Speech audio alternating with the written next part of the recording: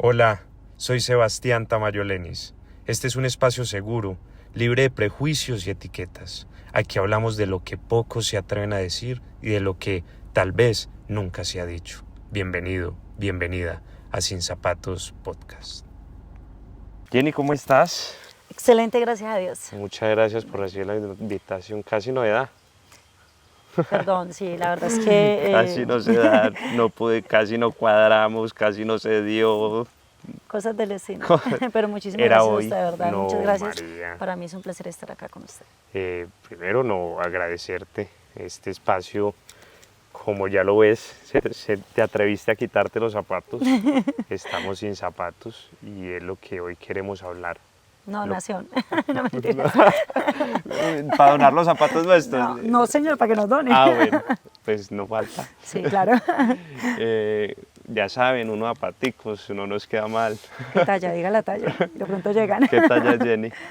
6.5. Ok. El mío es 40. Jenny, Sin Zapatos Podcast. Si yo te digo a ti que es Sin Zapatos Podcast, ¿qué te viene a la cabeza? Aparte pues de lo que previamente conoces o algo que te conté detrás de cámaras de lo que se puede conocer de esto. ¿Qué crees Bueno, tú? la idea la tengo, Ujú. pero sí me gustaría mucho que me la explicaras un poquitico más. Pues mira, de poder estar y vivir sin zapatos es Ok.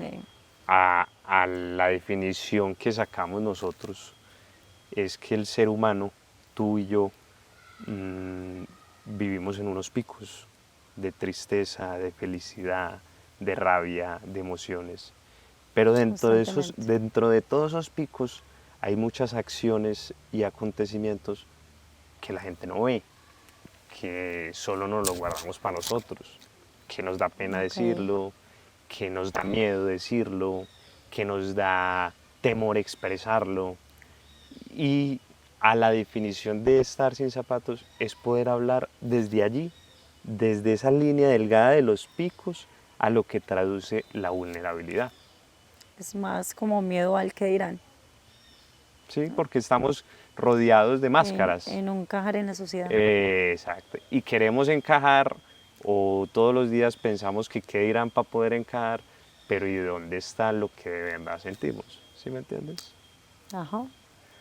Jenny Marcela Arias Castañeda, ¿es correcto? Sí.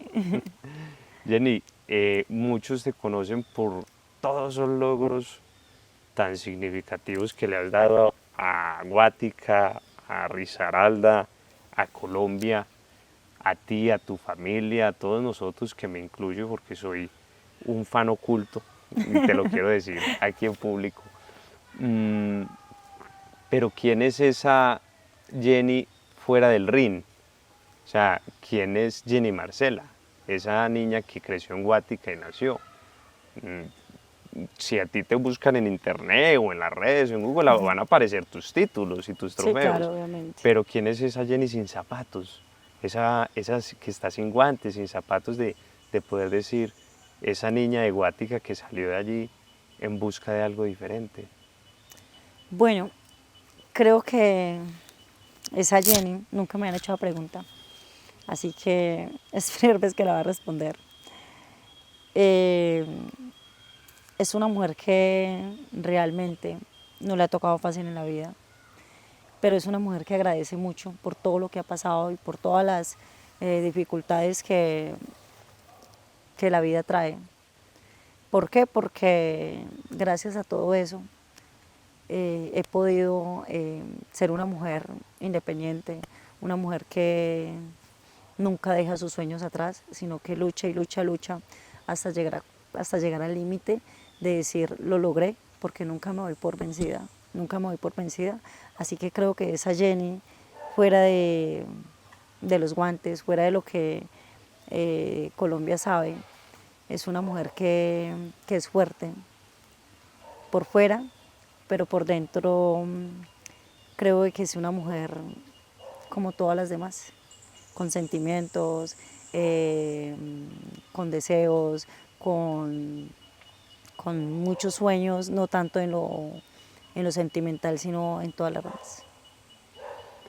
Y si nos vamos un poco hacia la historia de esa esencia, y la esencia y lo que más importa dentro de nosotros es desde nuestra niñez. ¿Quién era esa niña antes de ser una boxeadora? O sea, ¿qué sueños tenía de poder decir, ah, no, sí, yo quería ser boxeadora, yo quería trabajar con mi papá, quería trabajar con mi mamá? ¿Qué hacía en esa época?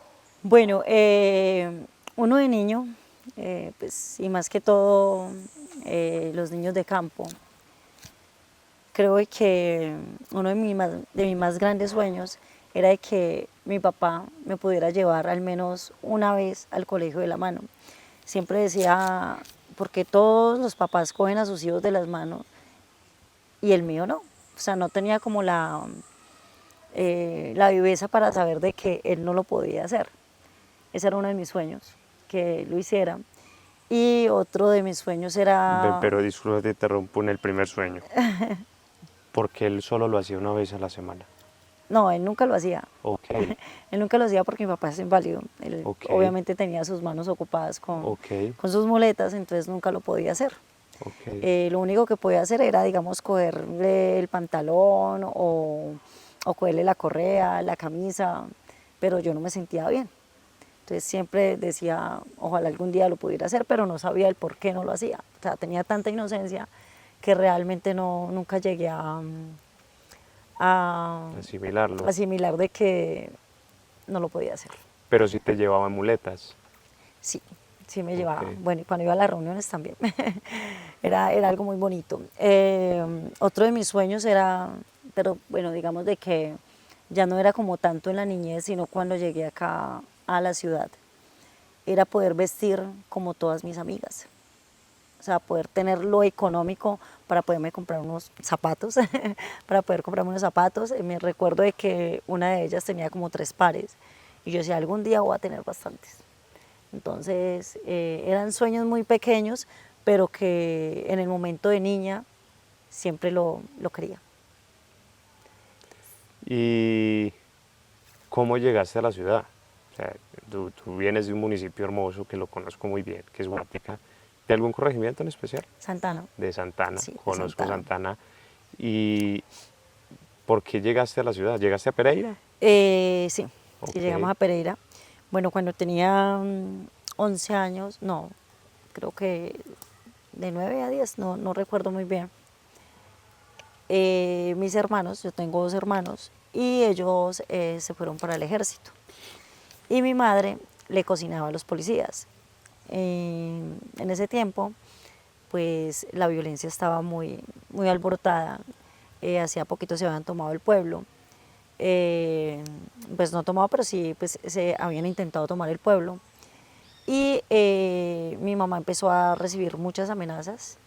Mis hermanos ya pues poco podían ir a la casa. Entonces debido a eso le exigieron de que no siguiera trabajando con la policía, pues de que no le siguiera cocinando a la policía. Y pues ella lo que les dijo fue que ¿quién? ¿La guerrilla o los paramilitares? la guerrilla. Ajá. Entonces ella lo que les dijo era de que ella prefería trabajarle a la policía que pues y llevarnos comida, más no que sus hijos aguantaran necesidades. Eh, pues mi hermano se dio cuenta, mi hermano Robinson se dio cuenta y le dijo a mamá pues que nos sacara del pueblo. Recuerdo que le pasó su tarjeta, en ese entonces pues a los soldados no les pagaban muy bien, pero pues nos pagaba la renta. Y mi mamá tomó la decisión de sacarnos a todos del pueblo. Y cuando tú dices ahorita que te querías vestir como todas tus amigas, ¿cómo te vestías en Guatica? Bueno, en Guatica a mí no me importaba cómo me vestía, porque Ajá. pues estábamos como en la niñez, estábamos entre los niños que pues no había bullying, todo era normal y pues cuando llegamos a la ciudad todo cambió. Absolutamente cambió, los niños eran mucho más crueles, las niñas eran mucho más crueles, así que cuando empecé a estudiar me hacían demasiado bullying, demasiado bullying pues porque no tenía unos buenos zapatos, porque no tenía con qué comprar el uniforme, porque el día de jean era una tortura para mí, porque nunca tenía jean, entonces siempre se burlaban bastante. Ahí fue donde yo tomé la decisión de no volver al colegio. ¿En qué época? Eso fue en el, ya ni me acuerdo. No, pero como no en el año, sino en qué grado estabas en el colegio. Estaba en cuarto, estaba En haciendo cuarto, sí, ¿De primaria o bachillerato? de primaria. Y tú dijiste no vuelvo más, Bueno, yo dije no vuelvo más, se lo pregunté a mi por lo que mamá, estabas viviendo en ese exacto, entorno. sí, se lo pregunté a mi mamá y mi mamá me obligaba a ir. Entonces llega un momento, mi mamá trabajaba de 7 a 7. ¿En qué trabajaba? Bueno, cuando nosotros iniciamos en la ciudad, eh, mi mamá vivía, nos fuimos para el parque industrial, alquilamos una casa y mi mamá montó un asadero de arepas, fritanga, vendía todo. Y pues nosotros le ayudábamos, mi hermana y yo, y mi hermanito, mis hermanitos. Y cuando mi hermano se casó, obviamente pues en ese entonces solamente le pagaban 400.000 pesos, entonces no le daba para pagar el arriendo de su hogar y el arriendo de nosotros. Entonces pues habló con mi mamá y le dijo que ya no nos podía seguir pagando la renta. Entonces vivíamos en una casa y de ahí nos tocó trasladarnos para la Esneda, en una pensión. Mi mamá alquiló una habitación y en esa habitación vivían por ahí 10 personas. Ahí seguías en cuarto de primaria. Ahí seguía en cuarto de Ok. primaria, sí. Vivían 10 personas en una habitación. Exacto, no, yo cuando llegué ese año yo no estudié. Ok. Al otro año fue que mi Ahí sí mamá entraron a estudiar. me ingresó nuevamente al colegio y llegamos a ese barrio, al barrio, y mi mamá alquiló una habitación. Y ella empezó a trabajar en la 29 con cuarta, en una revueltería. ¿Y cómo hacían para vivir 10 personas en una habitación? Pues bueno, era complicadito porque solamente habían 2 camas, pero bueno, ahí no las arreglamos. Y ahí tomaste la decisión de no De no estudiar estudiar más. más. Ahí tomé la decisión de no estudiar más y pues al no tener el apoyo de mi mamá en eso, que obviamente es entendible, eh, ella salía a trabajar y según ella, yo me quedaba organizándome para irme para el colegio. Ella bueno, el colegio era Uribe Uribe, que queda ahí como al frente del Sena, y mi mamá trabajaba un poquitico más abajito, entonces siempre me dejaba en la puerta, pero yo nunca ingresaba al colegio. Entonces yo me iba todo el día para la calle, y cuando más o menos calculaba que ella iba a llegar, me iba para la casa, me colocaba el uniforme y así la engañaba ¿Qué edad tenías tú constantemente. por ahí? No, tenía como 11 11 años, años. 11 años más o menos. ¿Y qué hacía Jenny en vez de irse para el colegio? Pues, no, en la calle, normal, me conseguí una amiguita que estudiaba en la Carlota y con Sí. ella me la pasaba todo el día. ¿Y cuál fue el detonante tú de decir? Porque es que tú estás acostumbrada a recibir golpes en lo que tú te dedicas hoy. Sí. Pero en la vida fuera de ese ring hay golpes que nadie sabe. Hay los golpes que nosotros vemos en televisión cuando te vemos a ti ganando premios o medallas, pero ¿cuál es fue ese golpe o ese detonante de esa niña de 11 años y decir, ¿sabe qué, mamá? No voy a estudiar más. O sea, no es la decisión, sino cuál fue ese detonante de decir, yo ya no estudio más. ¿Qué pasó con tus compañeros? ¿Qué pasó con tu entorno? ¿Qué pasó con tus amigas o amigos a decir, puta, yo estoy mamada, no quiero volver? Bueno, realmente en el colegio nunca tuve amigos, pues nadie se me arrimaba pues por el estrato, siempre me hacían el feo, digamos cuando había que hacer trabajos en grupo nunca me buscaban, eh, se burlaban, entonces realmente creo que ese fue el detonante, el bullying que me hicieron en el colegio y la última vez recuerdo de que era un viernes de gym, todos los viernes hacían día de gym y yo no tenía con qué ir, pero quería ir. Entonces me habían dado un jean blanco, pero ese jean tenía como taches y esos taches ya tenían óxido. Ok, Entonces lo que yo hice fue comprar un esmalte y echarle a los taches. a los taches, pues donde estaba manchado el jean. Y ese día llovió en el colegio. Casualmente Wow. me mojé, entonces el esmalte se cayó y pues no aguanté las burlas y pues los comentarios y para adelante y creo que eso fue el detonante, el cual dije no estudio más. ¿Y ese recuerdo lo tienes con tristeza o, o te sientes orgulloso de vivirlo? Pues yo creo que sí, yo creo que todo lo que pasó en mi niñez, todo lo que pasó en mi adolescencia, yo lo recuerdo con mucha alegría. Pues hace poquito me hacían una entrevista y me preguntaban qué cambiaba de mi niñez, de esa niña, y yo no cambio absolutamente nada porque creo que todo lo que viví, por todo lo que pasé, primero que todo, me hace una buena mamá porque sé guiar a mi hijo, sé cuando está fallando, sé cuando está mal, porque yo todo eso lo pude superar. Y segundo, creo que eso fue una gran motivación de ser lo que soy ahora. Así que no cambiaría absolutamente nada. Te felicito porque muchos sí les gustaría cambiar. No, Y yo te lo puedo decir tranquilamente, hay episodios en mi vida de mi niñez o en el entorno en que yo crecí que lo recuerdo bueno, con... yo creo de que eso es uno de los grandes problemas que nosotros, los seres humanos, tenemos, que bloqueamos las cosas malas que nos pasan. Y yo siempre he dicho que todo lo malo hay que sacarle lo bueno. Y si no le encuentra lo bueno, que sea una motivación para ser mejor. ¿Y cuándo llega el boxeo? Bueno, obviamente con todo lo que te he contado, Porque bueno, la calle, vamos, sí, es que por ahí hay algo, obviamente hasta lo que tú nos quieras contar y donde tú te sientas cómoda, pero ahí hay un punto que ahí es donde, donde tú haces referencia a la calle y es a los 11 años Jenny Marcela Arias, Jenny decide no estudiar, pero ya llevaba varios días por ahí no yendo al colegio. Mm, ¿En qué momento tú dices, ve, me voy a meter a boxear? ¿O por qué? bueno, ¿O qué fue lo que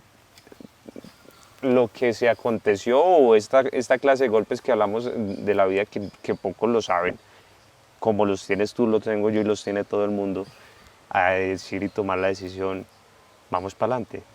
bueno, yo creo que cada acto que uno hace tiene sus consecuencias. Y obviamente uno de niño está desubicado, no sabe qué es lo bueno, no sabe qué es lo malo.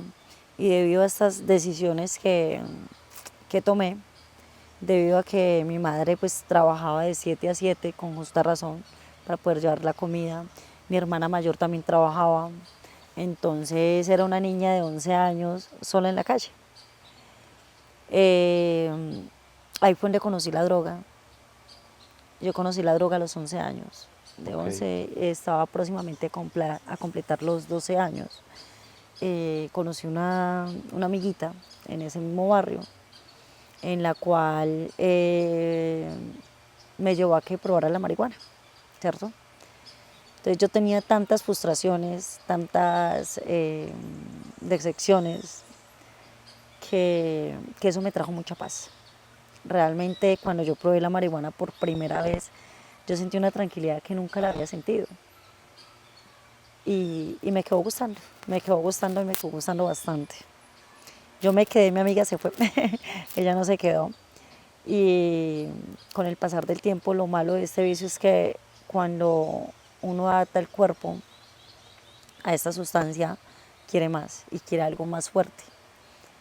Entonces ya empecé a consumir otras clases de sustancias en las cuales al comienzo, no lo niego, cuando empecé a competir internacionalmente, eh, que decidí contar esa historia por primera vez, sí me daba mucha pena por lo mismo, porque normalmente siempre veían la Jenny deportista, la Jenny de ejemplo, la Jenny dedicada, la Jenny que nunca se veía en cosas raras, que nunca la ves con una cerveza, que nunca la ves en malos pasos. Entonces yo quería guardar esa imagen quería que la gente viera eso, pero una vez alguien me convenció de que esa historia probablemente podía ayudar a muchos adolescentes, muchos niños que realmente pueden estar pasando por lo mismo y, y no tienen como una fuerza para decir yo puedo salir de esto, yo puedo hacerlo. Entonces conté la historia en la cual empecé a consumir. Cuando empecé a consumir, a los 2 años de estar, no, al año de estar consumiendo, mi familia se dio cuenta, mi papá, mi mamá se dieron cuenta, mis hermanos se dieron cuenta, pero nunca en la vida recibí una crítica de mi mamá, una crítica de mi papá. Nunca me dijeron es que usted es una marihuanera, es que usted es una viciosa. No, nunca, a pesar de que me veían mal. Siempre estuvieron ahí apoyándome, a pesar de que lo poco que trabajaba yo se lo robaba. A pesar de Lo que que, tus papás trabajaban. sí, lo que mi papá trabajaba, mi hermana trabajaba en una Tú cafetería se lo robabas para poder consumir. para poder consumir, sí. Y aparte marihuana que consumías. Bueno, yo terminé con lo peor que terminan todos, terminé con pega y con bazuco, Con bazuco. sí, y me volví alcohólica. Entonces, lo poco que ellos trabajaban, recuerdo de que buscaba la forma de quitárselos para poder ir a consumir. Ellos nunca me decían nada, nunca me decían Jenny se llevó esto, nunca, nunca, nunca recibí un reproche de ellos. Mi hermanita peleaba mucho con ella, no porque no la quisiera, sino porque dentro de mí yo quería salir de eso, pero no tenía las fuerzas y yo quería ser como ella, de que pues trabajaba, era juiciosa, nunca salía de casa. Entonces yo siempre en ese sentido como que la admiraba bastante, la admiraba bastante. Vamos a recapitular un poco. Una niña acuática que llegó a la ciudad, que desde su niñez soñaba con que, tú soñabas con que tu papá te llevara de la mano, pero no lo entendías por qué. Ya después llegaste a la ciudad y no solo te discriminaban por bullying, por tu nivel socioeconómico, por, en algunas ocasiones por ser mujer, por lo que tenías o por lo que llevabas. Y pues quiero llevar todo esto a porque un problema social no es un problema colectivo, es un problema intrínseco. El problema de la drogadicción no es porque encontré una amiguita que consume, no. No, Por eso me estoy devolviendo a tu pasado. por eso te lo dije en un momento, si yo no hubiera pasado por todo lo que pasé y buscara encajar con todas las personas que me rodeaban, y no hubiera encontrado la tranquilidad que encontré en esto, y no es que haya encontrado una tranquilidad, simplemente me desconecté del mundo, me desconectaba del mundo por momentos, entonces no pensaba en todos los problemas que tenía, o sea, en cierta parte, era cobarde, porque me daba miedo enfrentar los problemas, me daba miedo decir, es que yo soy esto, o sea, nunca reconocía lo que realmente estaba haciendo y lo que realmente estaba mal, aunque ya lo sabía. ¿Cómo lograste salir de ahí? Bueno, ¿El boxeo fue también un detonante? O sea, algo que te ayudó a bueno, en salir. ese entonces no tenía conocimiento del deporte, no Ajá. sabía que el deporte existía, no sabía que salir a caminar era deporte, no sabía que se podía trotar. O Ajá. sea, si yo salía corriendo era porque pues realmente sentía que lo podía hacer, pero no sabía para qué servía, no sabía que a eso le llamaban deporte. Yo llevaba casi 2 meses sin hablarle a mi hermana, por lo mismo, porque le quité el sueldo. Entonces estaba como molesta conmigo. No, de Pero nada, pronto, ¿cierto? yo creo. Sí, no, yo también no entiendo por qué, pero bueno, algún día lo preguntaré. Entonces, teníamos una amiga en común que entrenaba. Ella la invitó, mi hermana fue, y cuando yo me di cuenta de que ella había ido a entrenar, yo quería ir también. Recuerdo Que que tu hermana. sí, que mi hermana. Ok. Yo recuerdo que al otro día me fui para el Coliseo Menor y busqué boxeo, pero estaba cerrado. Entonces pregunté por voleibol Y bueno, en ese entonces, ¿Y tú seguías consumiendo? sí, obviamente yo Ok. seguía consumiendo. Pregunté por voleibol y pues obviamente las mensualidades era imposible pagarlas. Entonces, bueno, dije no, más bien me voy para mi casa. Cuando mi hermana ese día fue a entrenar y fue y me habló. Y me dijo, Jenny, ¿me va a acompañar mañana a entrenar boxeo? Y yo la miré porque llevamos mucho tiempo sin hablar. Yo le había hecho ir de la casa. Entonces, entonces, no sé ni cómo me quiere todavía. Entonces me va diciendo, pues me convidó a entrenar. Yo dije, pues vamos. Y creo que tenía 14 años cuando empecé con el boxeo. Y eso fue lo mejor que me pasó. Eso fue lo mejor que me pasó porque creo que encontré mi segundo hogar. Me entregué tanto, tanto, tanto al deporte con la ayuda de mi entrenador, Frankie Granada, pues que tenía el conocimiento del conflicto que tenía, que,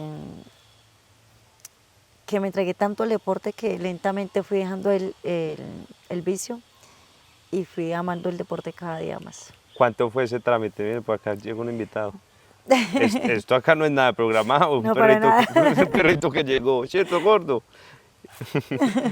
¿Cuánto tiempo tardaste Fue un en, proceso largo. en que en ese ya disminución de consumo a poder ya decir me dedico solo al deporte? Bueno, creo bueno, yo recuerdo cuando entré por primera vez al Coliseo, me pregunta el entrenador que si yo que si yo lo quería para competencia o solamente como por Por hobby. hobby. Y yo le tenía pavor a los golpes, solamente los de la calle, obviamente, ¿no? Entonces yo le dije que yo solamente quería ir por hobby. Pues no me gustaba mucho el boxeo. Bueno, no es que no me gustaba, no sabía qué era. Y empezaste a escalar. Y empecé solamente a entrenar. Empecé solamente a entrenar. Iba un día, 2 días, no volvía. Y bueno, como al año, todas empezaron a competir. No a competir, a hacer competencias ahí internas en el gimnasio. Recuerdo que todos los viernes hacía noche de boxeo. Y una vez me dio por meterme. Era una pela impresionante. Qué pela tan áspera. Pero quedé como con la vaina de la competencia de decir, no, me tengo que vengar. Y ya lo fui cogiendo como con mucho más responsabilidad. Y mírame acá. Yo ahí te veo tatuado los dos olímpicos en los que has estado, en Tokio y en París. Ok, sí. Eh, Después de tomar esa decisión y ser constante y disciplinada y pues ya entrenando, ¿qué has logrado tú hasta ahora, hasta el día de hoy en el boxeo? O sea, de todo lo que le has hecho y la decisión que tomaste desde esa pela que le metieron a decir, pucha, voy para adelante, ¿a hoy qué has logrado? Bueno, Sebas, yo creo que va a sonar raro, pero todos mis triunfos yo creo que se los debo a mi pasado, a que consumía, porque fueron tantos los deseos que yo tenía de salir de toda esta vida, de ser alguien, que me enfoqué mucho, demasiado. Yo diría que exageré un poquito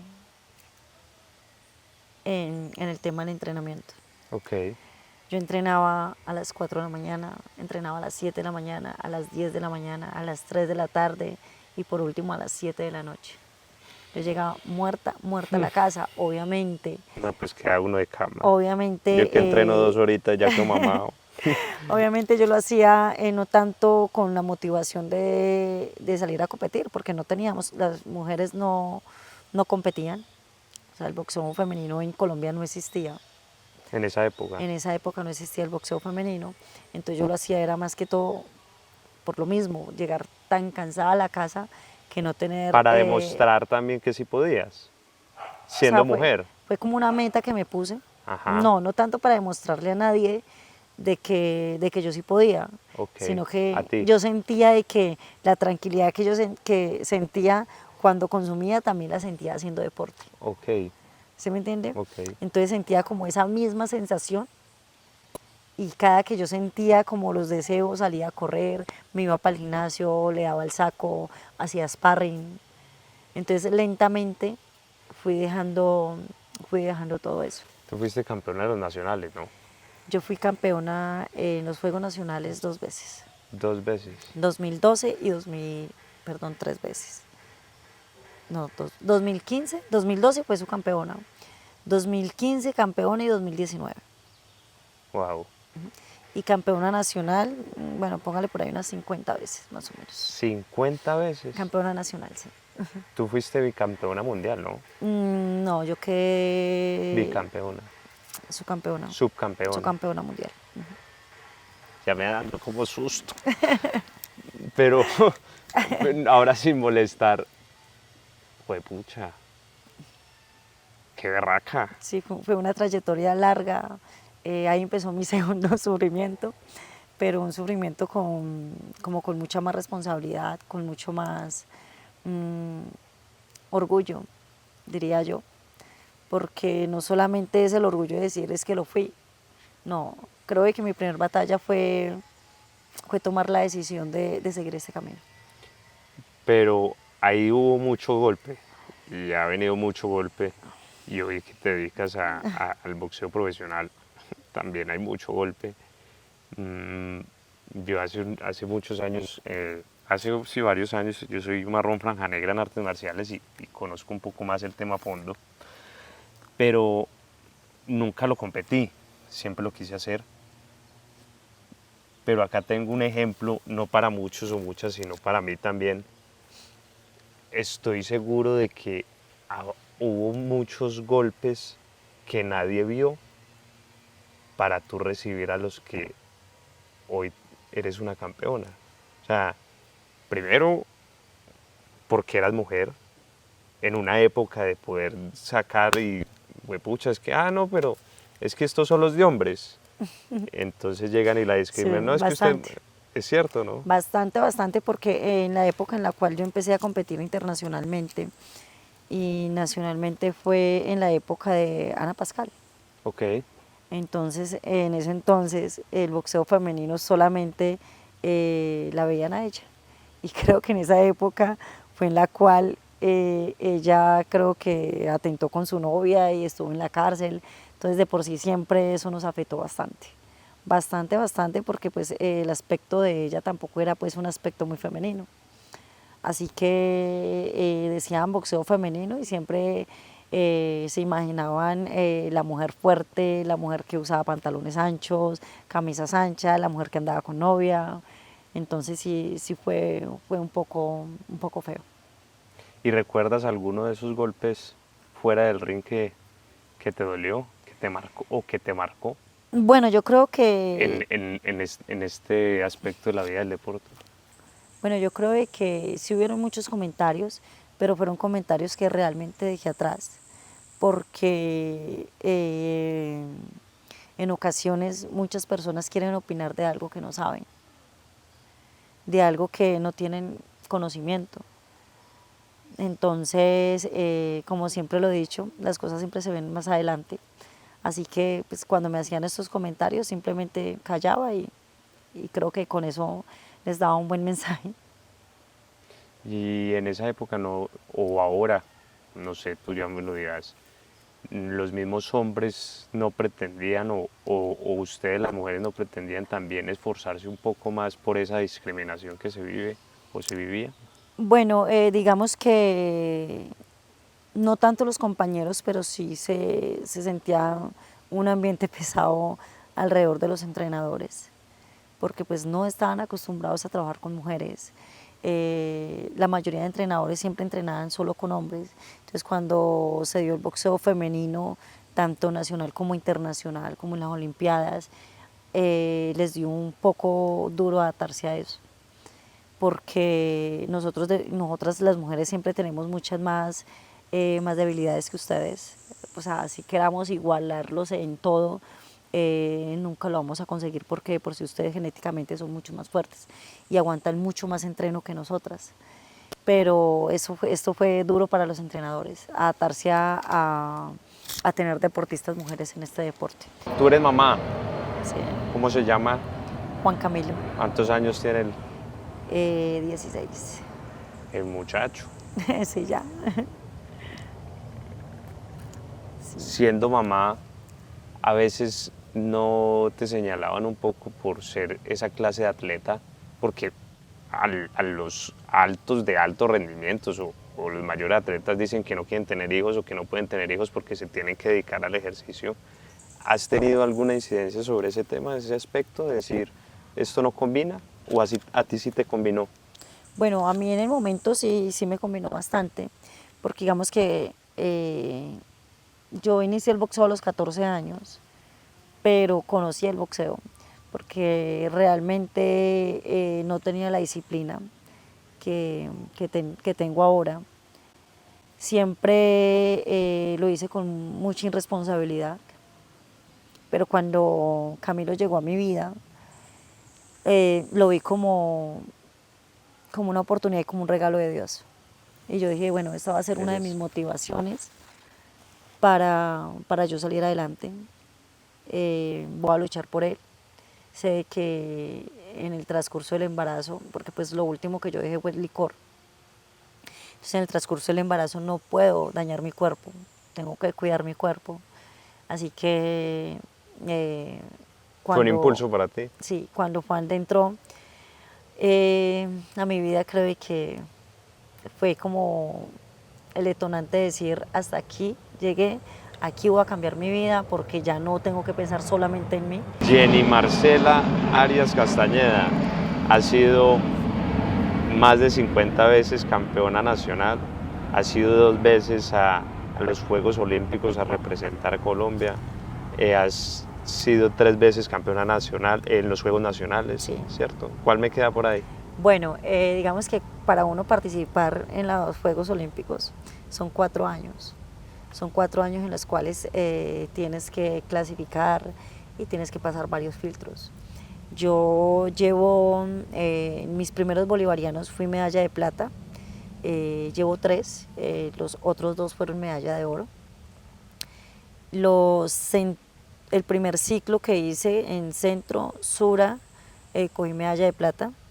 En Juegos Panamericanos cogí medalla de bronce y por ranking clasifiqué a Tokio. Bueno, en Tokio quedé quinta, quedé con diploma olímpico. Y cuando colgué los guantes de Tokio, inmediatamente empecé a pensar en París. Yo dije, en París tengo que mejorar todo mi ciclo, tengo que ser mucho mejor que este ciclo, tiene que ser subir un escalón en cada juego. Igualé nuevamente Juegos Bolivarianos, quedé oro. Solamente fallé en suramericanos, que repetí la medalla de plata. Suramericano, oro. Panamericana, oro también. Y subcampeona mundial. Y nuevamente repetí diploma olímpico. Me quedo con la palabra que hiciste para poder llegar allá a los filtros. Y lo que la esencia de este podcast es estar sin zapatos. Yo no voy a hablar, y para ir terminando, y es no de esos filtros que tú tuviste como en los ring, sino que hoy a lo humilde, a lo poco que te puedo decir es felicitaciones, pero por todos esos filtros que vivió esa niña desde Guática. Esos filtros que por el bullying, por la discriminación, por ser mujer, por no tener dinero, por tener un nivel socioeconómico bajo, por no tener un solo jean para poder ir a un jean day, por ese filtro de que tu mamá, tu hermana o tu familia estuvieran trabajando y tú estabas haciendo otras cosas como encontraste en el ocio las drogas, que solo fue una etapa de la vida, que por eso nadie te juzga ni nadie te debe juzgar, que hoy eres una madre campeona, que le has dado títulos y alegrías a nuestro país, a nuestro departamento y a Guática, que es un bello y hermoso municipio. ¿Qué le puedes decir a esas personas, no solo mujeres, mujeres y hombres, que también han vivido esa discriminación, que han vivido ese señalamiento, que por ser mujeres, que por ser pobres, que por tener alguna droga, que por haber consumido, que hoy quieren salir adelante pero creen que están solos o solas y hoy todavía andan con zapatos en la calle, pero hoy que estamos en sin zapatos, ¿qué le puedes dejar de ti? Bueno, ¿qué les puedo dejar de mí? Yo creo que cada persona, no venimos en vano a este mundo. Siempre tenemos un propósito, que en ocasiones se nos pierde, pero siempre va a estar ahí. Siempre, siempre lo vamos a tener ahí. Por muy solas que se sientan, nunca vamos a estar solos. Nunca, nunca vamos a estar solos. Y si de por sí creen de que están solos, creo que tienen que buscar una motivación, tienen que buscar recuperar sus sueños, porque nunca es tarde. Siento que nunca es tarde para lograr sus objetivos, nunca es tarde para dejar de soñar. Es más, mira, mi madre en ocasiones me dice, es que yo ya soy una mujer de edad, eh, ya, ya solamente vivo para esperar la muerte. Y yo siento de que no es así. Hasta el último minuto que nosotros tengamos en esta tierra, siempre tenemos que luchar por nuestros sueños, siempre tenemos que tener esa fe de que vamos a ser alguien en la vida, de que todo lo que hagamos sea para un bien para nosotros, que se alejen de esas personas que realmente no las dejan progresar o que simplemente les daña su paz mental y que piensen un poquito más en esa mujer interna y que por ciertas razones se apagaron. Que levanten esa mujer interna que tengan y que salgan adelante. Esos niños que realmente están empezando a consumir, no es un buen camino. En este momento deben de estar pensando, yo lo controlo, yo sé qué hacer, yo sé hasta qué momento llegar, pero cuando abran los ojos, realmente ya están perdidos en esto. Así que busquen el camino duro, nunca busquen el camino fácil. Jenny, gracias. No, con mucho gusto. Gracias por Muchísimas este gracias. espacio, ¿no? A ti gracias por lo que eres, por esa mujer valiente, echada para adelante, berraca, no solo la medalla y los logros, sino a la Jenny que está acá sin zapatos. Terminamos siempre en este bello espacio porque es un espacio sin señalamientos, sin prejuicios, es que podamos caminar y vivir en la vida libres, pero que ojalá sea sin zapatos, en esos llenos Pues de picos. yo creo de que a este mundo llegamos sin zapatos y nos vamos a ir sin zapatos. Así que siempre creo de que por muy alto que lleguemos, nunca dejemos de mirar lo que éramos, lo que fuimos y dónde podemos llegar. Gracias, Jenny. ¿Vale? No, Dios te muchísimas pague, gracias. de verdad. Vale.